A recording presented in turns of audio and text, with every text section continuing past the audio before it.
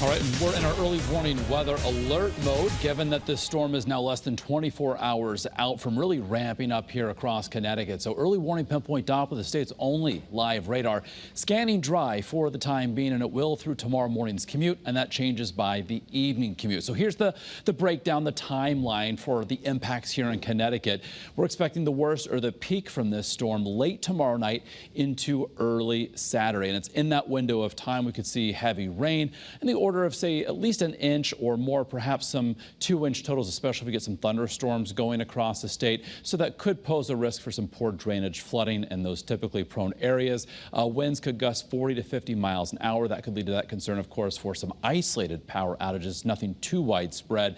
And then there's a chance by, say, in the pre-dawn hours of Saturday, with the arrival of a cold front moving into southern New England, the potential's there for some strong storms, maybe an isolated severe storm. So we'll, of course, be staffing up the early warning forecast center through this entire event to keep you ahead of the storm and give you any early warning to any sort of severe weather. Meanwhile, you can see the counterclockwise spin there, the center of what's left of Nicole moving out of Florida into southwestern Georgia. It is moving to the north and then northeast now and becoming a remnant area of low pressure as we close out the week tomorrow. But regardless, we're still going to feel the impacts here from wind to rain. As we've been detailing over the past several days with a track farther to the west, the axis of heavy rain, the shade of yellow here across Pennsylvania and New York, is where we could see an excess of 2 inches of rain.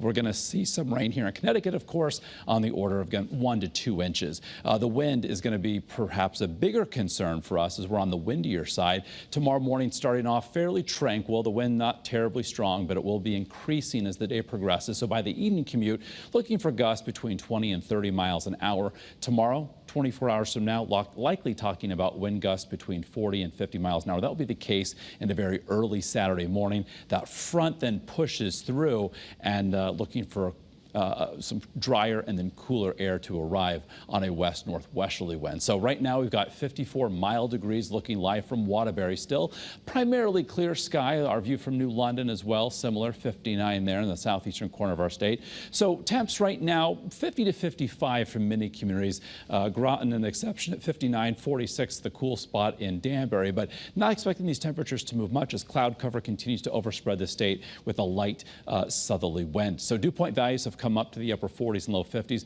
They'll go up even higher late tomorrow into early Saturday. A big spike in tropical moisture, and then behind that front, again, we start drying out on Saturday. So here's tomorrow morning, dry, mostly cloudy, some limited sun.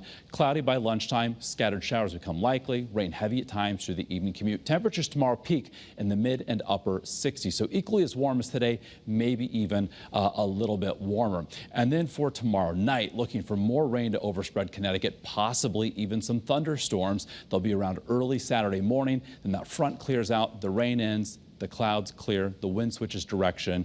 So looking for a brighter day. Saturday, temperatures start near the 70s, and then they'll drop as we head through the afternoon hours as that cooler air arrives. Sunday will be considerably cooler by nearly 20 degrees. High temperatures close to 50 under a mix of sun and clouds. Highs early next week, Monday and Tuesday in the 40s. Eventually overnight lows sub-freezing.